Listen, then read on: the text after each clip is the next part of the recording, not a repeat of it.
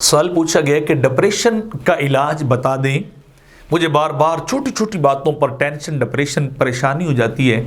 اس کا کوئی شرعی طور پر حل اور مداوع جو بتائیں۔ تو جواباً عرض یہ ہے کہ اللہ کے نبی جب بھی آپ کو کوئی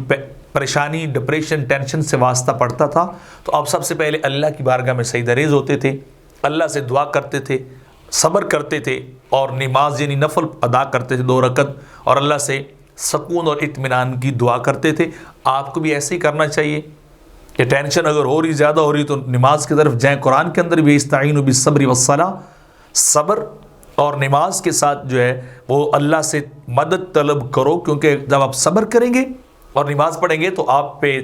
جو وہ سکینہ، طمانینہ اترے گی، سکون قدرتی طور پر اسپرچولی انسان پہ جو ہے وہ نازل ہوتا ہے، اور انسان کے دل اور دماغ کو اللہ اطمینان دیتا ہے۔ تو یہ طریقہ بھی اختیار کیا جا سکتا ہے۔ پھر ایک دعا ہے، حدیث مبارکہ کے اندر آتا ہے، ابن عباس رضی اللہ تعالی عنہما آپ راوی ہیں کہ اللہ کے نبی جب بھی تکلیف ہوتی تھی تو یہ یعنی جب بھی کوئی دکھ ہوتا تھا تو یہ دعا پڑھا کرتے تھے، کانا یقول عند الکرب، جب بھی تکلیف ہوتی تھی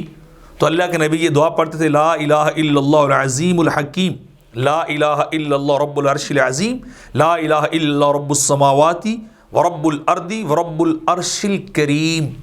یہ دعا اللہ کے نبی پڑھتے تھے تو ٹینشن جو ہے وہ ریلیز ہو جاتی تھی، اور ٹینشن ان کی جو ہے وہ ختم ہو جاتی تھی۔ اسی طرح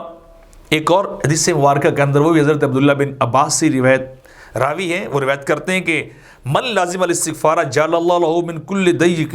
مخرجا، جو استغفار کو لازم کرتا ہے اللہ اسے ہر تنگی سے نکال دیتا ہے، ومن کل ہم فرجا، اور ہر دکھ، غم، تکلیف سے اللہ اس کو نجات دیتا ہے، ورزقه من حیث لا یحتسب، اور پھر تیسرا فائدہ یہ ہے کہ اللہ اس کو رزق اس راستے سے دیتا ہے کہ اس کے وہم و گمان بھی نہیں ہوتا، جہاں سے وہ ایکسپیکٹ بھی نہیں کرتا اللہ وہاں سے اس کو رزق دیتا ہے۔ تو یعنی استغفار لازم کیجئے، جو دعا ہے وہ لازم کیجئے، اور صبر کیجئے، اور نماز نوافل کو ادا کیجئے، یعنی اللہ کی طرف رجوع کیجئے، ٹینشن جو ہے وہ آپ کی ختم ہو جائے گی۔